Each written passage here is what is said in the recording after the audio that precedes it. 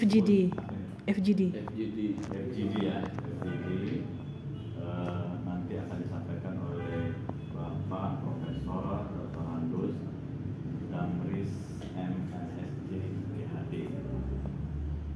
Kedua kalinya salawat dan salam tak lupa tak bosan kita kirimkan ke arwah junjungan Nabi besar Muhammad sallallahu alaihi wasallam dengan ucapan Allahumma sholli ala sayyidina Muhammad wa ala ali sayyidina Muhammad. Yang saya hormati Bapak Profesor Dr. Handus Damris MSc PhD beserta Bu Bunga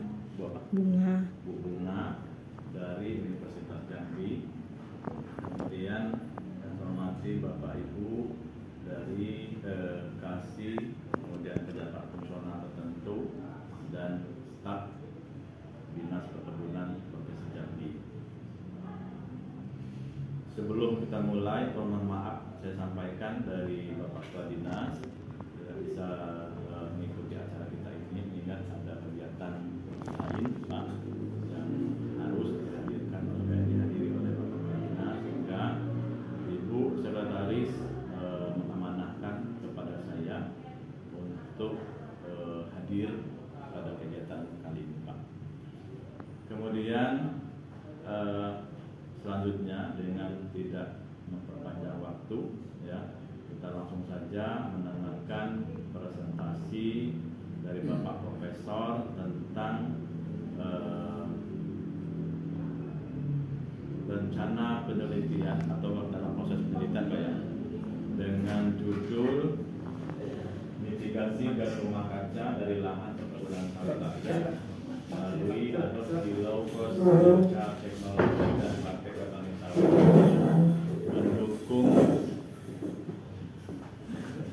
mendukung ambisi Indonesia net zero emission tahun 2050.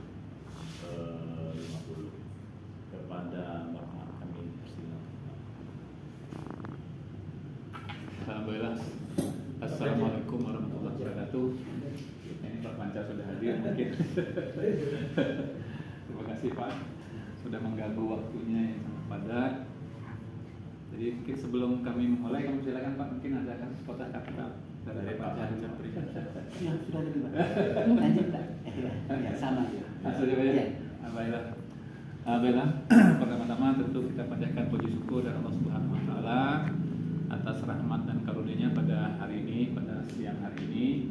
Kami berkenan diterima untuk hadir di Dinas Perkebunan Provinsi Jambi dalam rangka kami apa disebut dengan fokus grup diskusi penelitian yang kebetulan kami sebagai ketua tim peneliti dari Universitas Jambi dengan judul mitigasi gas rumah kaca dari lahan perkebunan sawit rakyat smallholder melalui adopsi low cost biochar teknologi dan praktek petani sawit untuk mendukung ambisi Indonesia net zero emission tahun 2050.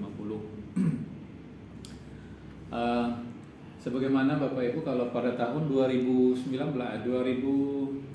yang lalu ada pertemuan kepala negara kemudian organisasi internasional di Glasgow, itu sudah memperkuat lagi komitmen internasional untuk mereduksi emisi gas rumah kaca. Nah, Indonesia pada saat itu yang dihadiri langsung oleh Bapak Presiden kita Pak Jokowi itu menyampaikan bahwa Indonesia itu punya ambisi untuk menjadi negara net zero emission pada tahun 2050. Itu pada saat itu. Nah, kalau kita memperhatikan emisi gas rumah kaca itu sebetulnya sumber utamanya itu adalah kalau kita lihat pada gambar kami sajikan di situ, sektor energi itu yang paling besar, ya, sekitar 76%. Nah, kemudian yang kedua itu adalah sektor pertanian yang kontribusinya sekitar 12%. Dan ini akan menjadi besar lebih dari itu kalau seandainya penggunaan lahan lain, misalnya penggunaan lahan lain itu juga dimasukkan, karena itu lebih juga masuk kepada sektor-sektor pertanian. Jadi sekitar 12-20% itu berasal dari sektor pertanian. Nah, concern kita tentang emisi gas rumah kaca ini Bapak Ibu, sebetulnya di udara kita ini banyak gas, ya, tidak hanya gas yang disebut gas rumah kaca, misalnya CO2, N2O, C4, H2O, kemudian juga freon yang sekarang sudah dilarang ya, Sebetulnya juga banyak gas yang di udara itu, nitrogen, oksigen itu malah persentasenya sangat besar. Tetapi oksigen dan nitrogen itu tidak menjadi emisi gas rumah kaca karena dia tidak menyerap radiasi. Nah, yang menjadi concern itu adalah CO2, N2O, CO4 yang gas ini adalah gas utama yang berkontribusi terhadap emisi gas rumah kaca. Kenapa? Karena dia bisa menyerap energi radiasi matahari, kemudian bisa memantulkan kembali ke bumi sehingga bumi menjadi lebih panas. Oke, next slide. Nah, jadi kalau kita fokus kepada CO2 karena CO2 itu adalah gas utama emisi gas rumah kaca, Bapak Ibu. Kalau kita lihat dalam 10 tahun terakhir ya, terus 10 tahun terakhir sebetulnya kalau secara normal itu gas CO2 itu di atmosfer itu sekitar 280-an itu sudah, itu kondisi normal ya. Sekitar 8.000 tahun yang lalu ya, sebelum revolusi industri itu emisi gas rumah kaca itu 280-an itu sudah ada, CO2 itu sudah ada di udara. Tetapi dalam 100 tahun terakhir dari 280-an itu maka sekarang sudah meningkat menjadi 400 ppm ya, jadi sudah meningkat dari 280 menjadi 400 ppm, hampir 100% peningkatannya. Nah, itu faktor utamanya apa? Faktor utamanya itu adalah karena adanya revolusi industri ya. Jadi awalnya adalah revolusi industri. Jadi meningkat tajam karena apa? Karena penggunaan bahan bakar fosil yang berasal dari fosil, baik itu berupa gas, baik itu berupa batu bara maupun berupa minyak bumi ya, semuanya berasal dari fosil. Nah, kalau ini tidak dihentikan atau tidak dikurangi penggunaannya, maka di akhir abad 21 itu emisi gas rumah kaca itu bisa mencapai 800 ppm. Nah, kalau sudah 800 ppm, maka bumi itu unhabitable lagi, tidak bisa lagi dihuni. Karena apa? Karena suhunya menjadi sangat panas pada siang hari, tetapi pada malam harinya bisa menjadi sangat dingin, sehingga nggak cocok lagi untuk ditempati ya, untuk habitat kita. Nah, oleh karena itu perlu adanya usaha ya dalam rangka untuk jangan sampai yang diperkirakan 800 itu bisa tercapai di akhir abad ini. Oke, seterusnya. Nah, banyak sebetulnya teknologi yang sudah diperkenalkan dalam rangka mereduksi emisi gas rumah kaca. Kalau seandainya berkaitan dengan teknologi kendaraan, sekarang Bapak Ibu bisa lihat mungkin di Jambi mungkin sudah ada ya mobil listrik. Ya, sebetulnya mobil listrik itu kan untuk menghilangkan emisi sebetulnya. Sudah. Jadi kalau bidang industri itu simpel sebetulnya. Ganti saja teknologi yang berlaku sekarang itu dengan teknologi ramah lingkungan, maka teratasi. Pabriknya maksud saya. Jadi pabrik mobilnya ganti dengan pabrik ramah lingkungan, maka akan tergantikan, akan teratasi. Nah, demikian juga dengan emisi yang berasal dari apa tadi disebutkan, misalnya dari sektor energi, misalnya pembangkit listrik, kalau selamanya pakai uap, pakai gas, pakai batu bara, ganti dengan pembangkit listrik yang tenaga surya, ya, tenaga angin, tenaga panas bumi dan sebagainya juga akan teratasi.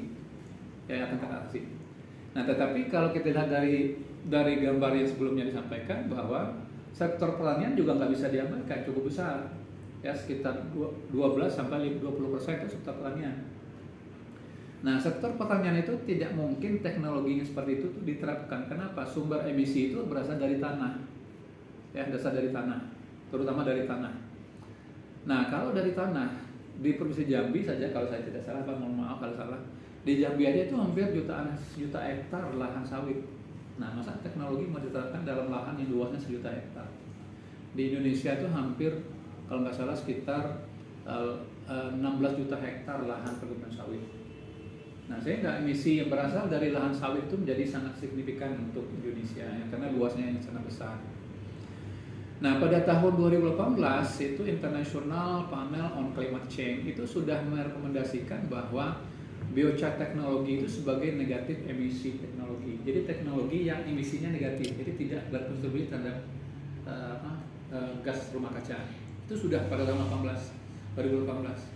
Nah, 2019 ini biochar sudah masuk dalam First Time on Voluntary Carbon Marketplace. Jadi sudah marketplace sudah ada, Pak. Jadi perdagangan karbon itu mulai dimasukkan. Kemudian 2020 demikian. Nah, kemudian terakhir sekali para ahli itu sudah menemukan bahwa ternyata apa yang disebut dengan carbon sequestration itu, bagaimana karbon itu disimpan dalam tanah dalam waktu yang lama, dia tidak berubah segera menjadi gas, itu bisa melalui dua cara.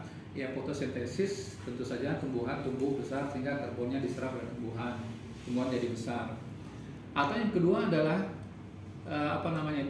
karbon disimpan dalam tanah dalam bentuk karbon organik, tetapi dia masa tinggalnya lebih lama. Kalau tumbuhan itu mati, ditebang mati, maka 5-6 tahun itu sudah semuanya akan berubah menjadi gas, semuanya. Tetapi kalau kita rubah jadi bentuk lain, dalam hal ini adalah biochar, maka karbon yang ada dalam biochar itu bisa tahan sampai ratusan dan ribuan tahun di dalam tanah, tidak teruraikan oleh mikroorganisme tanah. Nah, itu gambar yang di depan, gambar yang ada itu adalah itu ditemukan di daerah Amazon, ya, itu daerah Terra Preta, di mana di sana itu ternyata zaman dulu itu sudah menggunakan biochar ditambahkan ke tanah. Sedangkan sebelah kanan itu normalnya seharusnya tanahnya seperti itu. Jadi daerah yang ditambahkan dengan biochar itu ternyata lebih subur dibandingkan tanah yang tidak ditambahkan biochar.